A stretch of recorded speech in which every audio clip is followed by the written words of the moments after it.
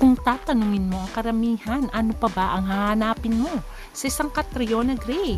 Maganda, matalino, sexy, at higit sa lahat, isang Miss Universe. Kaya naman marami talaga ang nagtataka kung bakit lahat na lang ng kanyang karelasyon ay nagfe-fail. Kaya naman, sa edad ni Catriona, maraming fans ang nag-wish na sana ay matagpuan niya na ang Mr. Right, ang lalaking magmamahal sa kanya ng lubusan. Hindi dahil siya ay si Catriona Gray na Miss Universe. At ang napapabalita na naliling sa kanya ngayon ay walang iba kundi si Mayor Vico Soto na anak ni Vic Soto. Ating alamin ang buong kwento.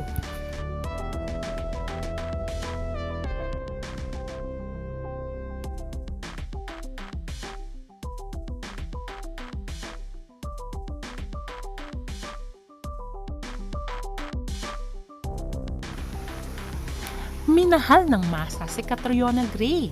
Sa pagsali pa lang niya noon ng Miss World ay talaga namang maraming mga fans at marami talaga ang nagmamahal sa kanya at sumuporta. Unfortunately, hindi niya nga nakuha ang Miss World title. Yun pala ay masigit na meron siyang makukuhang titulo kundi ang Miss Universe 2018. Kaya naman marami ang nagbunyi. Ang buong Pilipinas ay naging masaya dahil nasungkit muli ng Pilipinas ang Miss Universe.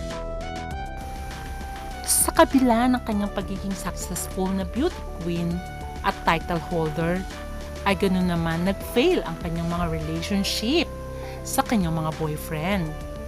Una ay walang iba kundi si Clint Bondan. Inamin ni Catriona Gray na si Clint ang kanyang first boyfriend, teenager pa lang siya noon.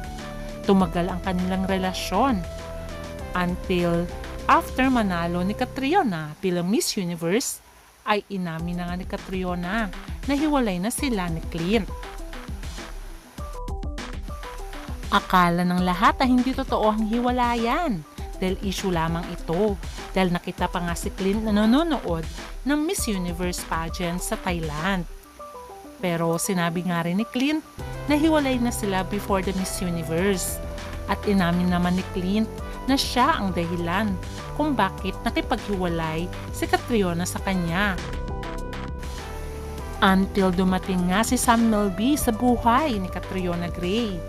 Nagkaroon pa nga ng issue si Clint at Sam Milby na nagparinigan sa social media kung saan ay maraming sinabi si Clint at mukhang hindi niya proud deserve tong si Catriona.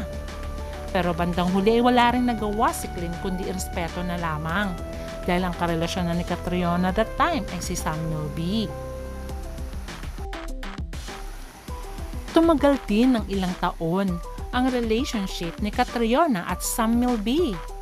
Humantong pa nga sa nag-propose itong si Sam Milby kay Catriona Gray. Maraming well-wishers at masaya para kay Catriona at Sam, kung saan sa post nila ay nakalagay, soon to be Mrs. Milby. Kaya naman marami ang naging masaya sa dalawa. Pero ang masayang relasyon na akala ng fans ay mauwi sa kasalan ay bigla na lang naglaho at nauwi sa hiwalayan. Kung saan ay inamin ni Catriona na ang nakipaghiwalay sa kanya ay walang iba kundi si Sam Milby. Ayon sa bali-balita ay hindi pa daw ready itong si Sam. Na-realize niya na hindi niya pa kayang magpakasal. Marami ang nalungkot kay Catriona Gray kasi dala-dala pa rin niya ang lungkot, especially nung may concert siyang inatenan na nandun din si Sam kung saan siya ay napapaiyak dahil sa kanta about hiwalayan. Pero sabi nga nila, siguro ay hindi sila itinakda sa isa't isa. Pero ang latest, may napansin ng mga netizens at mga fans na pina-follow ni Vico Soto si Catriona Gray at nag-follow back din si Catriona. Si Vico Soto ay anak ni Vic Soto kay Connie Reyes. Siya ang love child nila kung saan ay nagkaroon nga ng kasalanan si Vic Soto at Connie Reyes kay Dina Bonnevie at nagkaroon nga sila ng anak. Alam naman natin na ang asawa ni Vic Soto that time ay walang iba kundi si Dina Bonnevie, kung saan ay may anak silang dalawa, walang iba kundi si Danica at si Oyo Soto. Matatandaan na ang dahilan ng hiwalayan ni Vic Soto at Dina Bonnevie ay si Connie Reyes dahil nagkaroon nga ito ng love child, walang iba kundi si Vico Soto, kung saan ay sinabi nga ni Dina na tuwing nakikita nga daw niya si Vico Soto ay tumatakbo ito at takot na takot at ayaw lumapit sa kanya kahit tinatawag niya. At nung tinanong niya minsan si Vico nung malit ito kung bakit siya tumatakbo, sabi niya ay nahihiya siya sa kasalanan na gawa ng kanyang mga magulang. Pero sabi nga ni Dina ay wala siyang kasalanan doon at napatawad niya na ang kanyang ina. At ngayon ay okay na si Dina at si Connie Reyes, kung saan ay humingi din si Connie Reyes ng patawad kay Dina Bonnevie. Pero sabi nga nila sadyang playboy itong si Vic Soto dahil besides kay Connie Reyes ay nagkaroon din siya ng anak kay Angela Luz, kung saan ay may isa siyang anak na babae.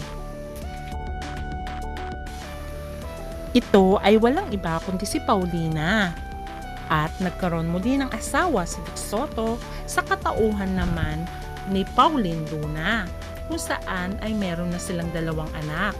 Makikita naman dito na very close ang magkakapatid at halos tuwing may occasion sa Soto clan ay magkakasama sila.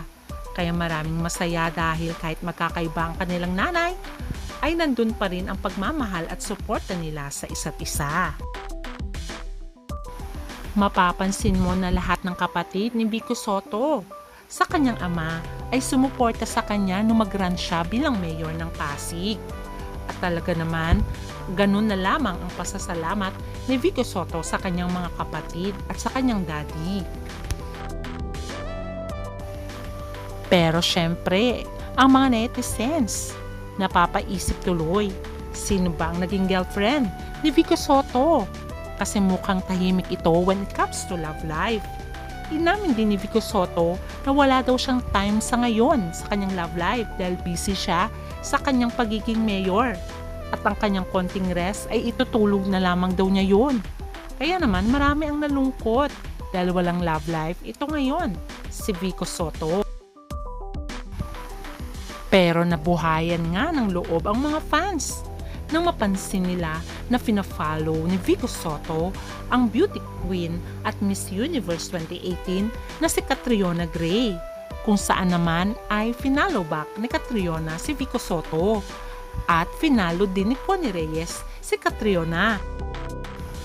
Dahil sa maraming mga netizens ngayon ang natuwa kay Vico Soto at Catriona Gray, tinawag tuloy silang VCAT ng mga fans dahil bagay na bagay daw sila. At dahil finalo nga din nitong si Connie Reyes, si Catriona ay bigla na lang din niya ulit in-unfollow. Siguro nga ay umuiwas itong si Connie Reyes na mapag-usapan dahil nga ang kanyang anak ay nasa politika. Kaya mas mabuting in-unfollow niya na lang muna si Catriona Gray. Kaya naman sa pag-follow ng dalawa sa isa't isa, naging trending talaga sila sa social media, kung saan ay sinasabi ng mga netizens na bagay sila. Total naman pareho silang single at parehong may pagmamahal sa kapwa, especially sa komunidad, kung saan nga si Mayor Vico Soto ay mayor ng Pasig. At talaga naman, si Catriona Gray naman ay may mga charities. Kaya nga siya naging beauty queen para sabihin ang kanyang advokasya at para makatulong sa kapwa. Kaya perfect match ayon pa nga sa mga netizens.